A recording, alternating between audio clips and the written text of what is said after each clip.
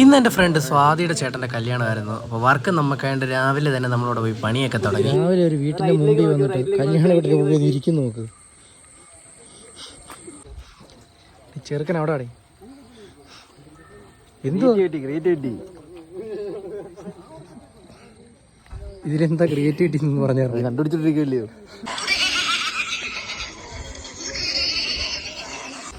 മളു അങ്ങോട്ട് പോകുമ്പോ കാറുണ്ട്, തിരിച്ചു വരുമ്പോ ഏതെങ്കിലും ബസ്സിൽ കയറി വന്നോണം.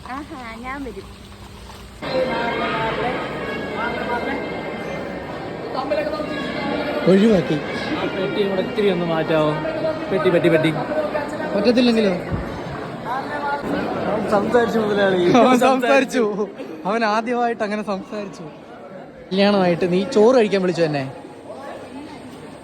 ഫുഡ് കഴിക്കാൻ പോയപ്പോ വിളിച്ചോ? എന്തോ പറഞ്ഞു?